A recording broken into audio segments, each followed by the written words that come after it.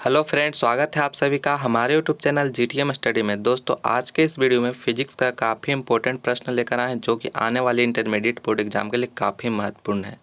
इसलिए दोस्तों वीडियो को लास्ट तक ज़रूर देखिएगा। और अगर आप हमारा फिजिक्स का पिछला वीडियो नहीं देखे हैं, जो कि 5 वीडियो ऑलरेडी अपलोड कर चुके हैं, तो उसका फिजिक्स का प्ले लिस्ट का लिंक हमारे डिस्क्रिप्शन में दिया हुआ है, वहां से जाकर आप उस वीडियो को देख सकते हैं। उसमें भी काफ़ी इंपॉर्टेंट प्रश्न कराया हुआ है। चलिए आज की इस वीडियो को हम शुरू करते हैं। जल्दी से वीडियो को लाइक कर दीजिए और दोस्तों में शेयर कर दीजिए। फर्स्ट क्वेश्चन में कह रहा है कि एन टाइप के अर्धचालक में मुख्य धारा वाहक होता है। दोस्तों, आपको एक एक क्वेश्चन हम अच्छा समझाएंगे, इसलिए वीडियो को अच्छा से समझिए और एक एक क्वेश्चन को आप अच्छी तरह से याद कर लीजिएगा। तो दोस्तों कह रहा है ना कि एन टाइप के अर्धचालक में मुख्य धारा वाहक होता है। दोस्तों, एन टाइप का जो सेमीकंडक्टर होता है उसमें मेजर करंट कैरियर जो होता है वह क्या होता है? फोटोन होता है, होल होता है, इलेक्ट्रॉन होता है या प्रोटॉन होता है। तो दोस्तों एन टाइप में जो अर्धचालक सेमीकंडक्टर होता है उसमें मेजर करंट कैरियर जो होता है, मुख्य धारा वाहक जो होता है वह इलेक्ट्रॉन होता है। आप याद रखिएगा इसको। सी ऑप्शन यहाँ पे बिल्कुल करेक्ट है। यह काफ़ी इंपॉर्टेंट प्रश्न है दोस्तों, परीक्षा में बार बार पूछा जाता है।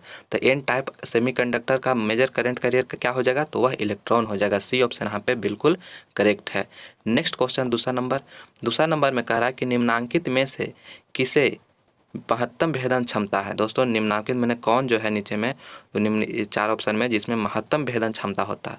तो दोस्तों महत्तम भेदन क्षमता जो होता है वह गामा किरणें के होते हैं। मेरा डी ऑप्शन यहाँ पे बिल्कुल करेक्ट है। गामा किरणें का महत्तम भेदन क्षमता होता है। जो भेदने का क्षमता होता है गामा किरणें का बहुत ही ज़्यादा होता है, पेनिट्रेटिंग पावर। तो ये मेरा डी ऑप्शन यहाँ पे बिल्कुल करेक्ट हो गया।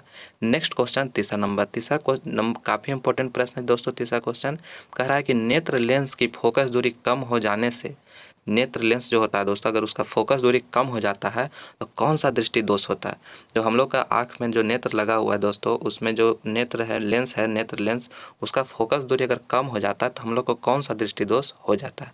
तो दोस्तों जो अगर आप याद रखिएगा, फोकस दूरी अगर एफ जो होगा अगर कम हो जाता है तो वह मेरा निकट दृष्टि दोष के कारण होता है। अगर फोकस दूरी कम हो गया तो वह निकट दृष्टि दोष उस व्यक्ति में हो जाता है। मेरा फर्स्ट ऑप्शन यहाँ पे बिल्कुल करेक्ट हो गया।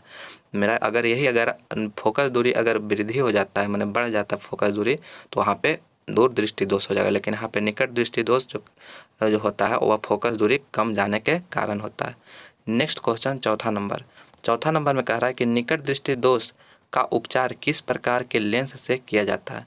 जब कोई व्यक्ति को निकट दृष्टि दोष अगर हो जाता है तो उस व्यक्ति को किस प्रकार का लेंस आप दीजिएगा कि वह उनका जो दोष है वह दूर हो जाएगा? तो दोस्तों अगर निकट दृष्टि दोष हुआ रहता है किसी व्यक्ति को तो उसे अपसारी लेंस अगर लगा दिया जाता है उसके चश्मे में तो वह ठीक से उसको उपचार किया जा सकता है अपसारी लेंस के द्वारा। कहने का मतलब अपसारी लेंस को अवतल लेंस भी कहते हैं। तो अवतल लेंस का अगर चश्मा पहना दिया जाए निकट दृष्टि दोष वाले व्यक्ति को तो वह उनका आँख में कोई प्रॉब्लम नहीं रहेगा। तो यह अपसारी लेंस को हम लोग अवतल लेंस भी कहते हैं, ये भी आप याद रखिएगा। अपसारी लेंस को अवतल भी कहते हैं, अवतल। तो चलते हैं नेक्स्ट क्वेश्चन पर। पाँचवा नंबर में कह रहा है कि पानी से भरी बाल्टी की गहराई कम मालूम पड़ने का कारण। दोस्तों अगर पानी भरी हुई है बाल्टी में तो गहराई कम मालूम पड़ता है पानी का, लगता है कि उसका जो हाइट है डेप्थ जो है वह कम है। तो इसका मेन कारण क्या होता है? तो दोस्तों उसका मेन कारण जो है प्रकाश का अपवर्तन होता है। प्रकाश का अपवर्तन के कारण जो पानी में भरा हुआ बाल्टी का गहराई कम मालूम पड़ता है। नेक्स्ट क्वेश्चन छठा क्वेश्चन काफ़ी इंपॉर्टेंट प्रश्न है दोस्तों। कह रहा है कि ताप बढ़ने से प्रतिरोध का मान। दोस्तों अगर आप ताप टेम्परेचर को बढ़ाइएगा तो रेजिस्टेंस का मान में क्या प्रभाव पड़ेगा? घटता है, बढ़ता है, परिवर्तित रहती है, इनमें से कोई नहीं। तो दोस्तों अगर आप टेम्परेचर बढ़ाते हैं तो उसका जो प्रतिरोध का मान होता है वह भी बढ़ता है। बी ऑप्शन यहाँ पे बिल्कुल करेक्ट है।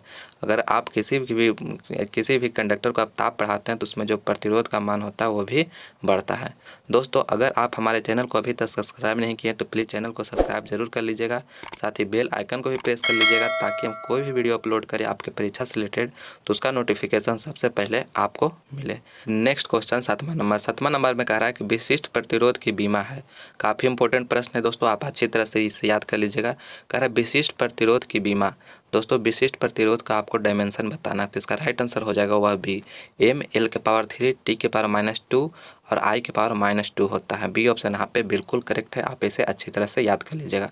नेक्स्ट क्वेश्चन 8वां नंबर में कह रहा है कि आमीटर का प्रतिरोध का मान होता है। दोस्तों आमीटर जो होता है जिससे हम लोग करंट को मेजर करते हैं, इलेक्ट्रिक करंट को, उसमें जो प्रतिरोध का मान होता है वह क्या होता है? तो दोस्तों आमीटर में जो प्रतिरोध का मान होता है वह कम होता है। बी ऑप्शन यहाँ पे बिल्कुल करेक्ट है। मीटर में जो प्रतिरोध का मान होता है वह कम होता है। बी ऑप्शन बिल्कुल करेक्ट है। नेक्स्ट क्वेश्चन 9वां नंबर में कह रहा है कि वोल्ट मीटर का प्रतिरोध का मान होता है। दोस्तों वोल्ट मीटर जिससे हम लोग के विभवांतर मापते हैं, तो उसका जो प्रतिरोध का मान होता है उसमें वह क्या होता है? तो वोल्ट मीटर में जो प्रतिरोध का मान होता है दोस्तों वह अधिक होता है। फर्स्ट ऑप्शन यहाँ पे बिल्कुल करेक्ट है। वोल्ट मीटर में प्रतिरोध अधिक होता है और आमीटर में जो होता है, जो प्रीवियस करना है, उसमें कम होता है। नेक्स्ट क्वेश्चन 10वां नंबर काफ़ी इंपॉर्टेंट प्रश्न है दोस्तों इसमें पूछा जा रहा है कि 1 किलोवाट घंटा बराबर होता है। 1 किलोवाट घंटा जो होता है किसके बराबर होता है? तो इसका राइट आंसर जो हो जाएगा दोस्तों वो सी, 3.6 × 10⁻6 जूल के बराबर होता है। सी ऑप्शन यहाँ पे बिल्कुल करेक्ट है। इसे आप याद कर लीजिएगा, ये बहुत ही इंपॉर्टेंट प्रश्न है, इसे आप जरूर याद कर लीजिएगा, एग्जाम में बार बार पूछा जाता है। नेक्स्ट क्वेश्चन 11 नंबर में कह रहा है दोस्तों 5 मिनट में 100 वाट की हीटर द्वारा उत्पन्न ऊष्मा होगी। दोस्तों एक न्यूमेरिकल है, इसमें कह रहा है कि 5 मिनट में 100 वाट की हीटर द्वारा उत्पन्न ऊष्मा होगा। तो दोस्तों इसको बनाने के लिए आपको H बराबर जो होगा, H बराबर जो आपको टाइम दिया हुआ है उसको आप सेकंड में बदल लीजिएगा। तो 5 हुआ गुने, सेकंड में बदलने के लिए हमको 60 से गुना करना पड़ेगा, और जो मेरा दिया हुआ है वाट, 100 वाट दिया हो तो 100 से आप गुना कर दीजिएगा। तो इसको आपको मल्टीप्लाई करने के बाद कितना, 6×5 = 30 हो गया, और मेरा कितना जीरो हो जाएगा, 1 2 3 जीरो, तो मेरा कितना हो जाएगा, यहाँ पे 3 जीरो बैठ जाएगा। तो कितना आ गया मेरा 30,000 जूल। काहे कि हीट का जो होता है ऊष्मा होता है तो जूल में होता है। तो बी ऑप्शन यहाँ पे बिल्कुल करेक्ट है। H बराबर जो निकालना रहेगा दोस्तों, आपको टाइम को पहले सेकंड में बदल लेना है, और जो वाट दिया हुआ रहेगा उसको आप, पावर जो दिया हुआ है उसको आप लिख दीजिए, दोनों को मल्टीप्लाई कर दीजिएगा, तो इससे आपका आंसर आ जाएगा। मैं बी ऑप्शन यहाँ पे बिल्कुल करेक्ट है। नेक्स्ट क्वेश्चन 12 नंबर में कह रहा है, ये भी काफ़ी इंपॉर्टेंट प्रश्न है। कह रहा है 1 HP हॉर्स पावर बराबर होता है, 1 हॉर्स पावर में कितना वाट होता है? तो इसका राइट आंसर जो हो जाएगा दोस्तों 746 वाट हो जाएगा। सी ऑप्शन यहाँ पे बिल्कुल करेक्ट है। नेक्स्ट क्वेश्चन 13 नंबर में कह रहा है कि कार्बन प्रतिरोध में लाल रंग का कोड मान होता है।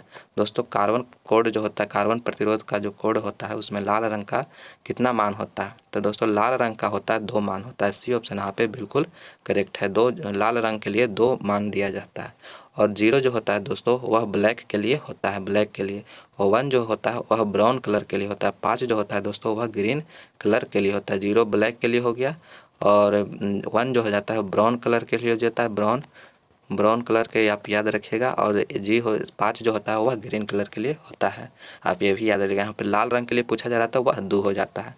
नेक्स्ट क्वेश्चन 14 नंबर में कह रहा है कि किसी परिपथ का वह गुण जो विद्युत ऊर्जा को ऊष्मा ऊर्जा में बदल देता है वह कहा जाता है। दोस्तों अगर देखिए कि किसी परिपथ में करंट, अगर विद्युत ऊर्जा प्रवाहित हो रहा है तो उसमें ऊष्मा में जो बदल जाता है वह, उसे क्या कहते हैं? तो वह प्रतिरोध होता है दोस्तों। प्रतिरोध के कारण, उसमें जो वायर में प्रतिरोध रहता है उसके कारण जो होता है वह ऊष्मा ऊर्जा में विद्युत ऊर्जा को ऊष्मा ऊर्जा में बदल देता है। तो मेरा सी ऑप्शन यहाँ पे बिल्कुल करेक्ट है। नेक्स्ट क्वेश्चन 15 नंबर में कह रहा है कि विद्युत शक्ति का, यहाँ पे का छूट गया दोस्तों, SI मात्रक होता है। दोस्तों विद्युत शक्ति का जो SI मात्रक होता है वह वाट होता है। सी ऑप्शन यहाँ पे बिल्कुल करेक्ट है। नेक्स्ट क्वेश्चन 16 नंबर में कह रहा है कि किलोवाट घंटा मात्रक है। ये भी काफ़ी इंपॉर्टेंट प्रश्न है दोस्तों। कह रहा है किलोवाट घंटा जो है वह मात्रक किसका है? तो वह विद्युत ऊर्जा का मात्रक है। सी ऑप्शन यहाँ पे बिल्कुल करेक्ट है। नेक्स्ट क्वेश्चन 17 नंबर में कह रहा है कि साबुन के बुलबुलों को आविष्ट करने से उसकी त्रिज्या, तो दोस्तों साबुन का जो बुलबुला है उसको आविष्ट करने से उसकी जो त्रिज्या होती है वह बढ़ती है। बी ऑप्शन यहाँ पे बिल्कुल करेक्ट है। नेक्स्ट क्वेश्चन 18 नंबर काफ़ी इंपॉर्टेंट प्रश्न है दोस्तों, याद कर लीजिएगा आप अच्छी तरह से, कि विद्युत क्षेत्र की तीव्रता का मात्रक होता है। दोस्तों विद्युत क्षेत्र की जो तीव्रता होती है उसका मात्रक क्या होता है? तो वह वोल्ट पर मीटर होता है। बी ऑप्शन यहाँ पे बिल्कुल करेक्ट है, वोल्ट पर मीटर। नेक्स्ट क्वेश्चन 19वां नंबर में कहा, निम्नलिखित में से कौन अचालक है? अचालक कहने का मतलब दोस्तों कौन जो है वह, मैंने जिसमें विद्युत धारा प्रवाहित नहीं हो सकता। तो उसका जो हम लोग जो चालक जो है दोस्तों वह रबर है। सी ऑप्शन यहाँ पे बिल्कुल करेक्ट है। रबर में जो होता है करंट को फ्लो नहीं किया जा सकता है, और लोहा होता है, कार्बन होता है, चांदी होता है, इस सब में करंट का फ्लो हो जाता है, तो इसलिए कंडक्टर होता है। और ये जो रबर जो है वह इंसुलेटर हो जाता है। सी ऑप्शन यहाँ पे बिल्कुल करेक्ट है। नेक्स्ट क्वेश्चन 20वां नंबर में कह रहा है कि प्रत्येक इलेक्ट्रॉन पर कितना आवेश रहता है। दोस्तों इसमें पूछा जाए कि एक इलेक्ट्रॉन पर जो होता है कितना आवेश रहता है, तो इसका राइट आंसर हो जाएगा दोस्तों 1.6 इंटू 10⁻⁹ कूलम। डी ऑप्शन यहाँ पे बिल्कुल करेक्ट है। 1.6 इंटू 10⁻⁹ कूलम। तो दोस्तों यह मेरा लास्ट प्रश्न था। मैं उम्मीद करता हूँ कि यह वीडियो आपको पसंद आया होगा, तो प्लीज़ इसे लाइक करें, दोस्तों में शेयर करें, और आप हमारे चैनल पर नए हैं तो प्लीज़ चैनल को सब्सक्राइब करके बेल आइकन को भी प्रेस कर लें, ताकि हम कोई भी वीडियो आपके परीक्षा से रिलेटेड अपलोड करें तो उसका नोटिफिकेशन आप लोगों को सबसे पहले मिले। चलिए मिलते हैं अगले वीडियो में, तब तक के लिए धन्यवाद।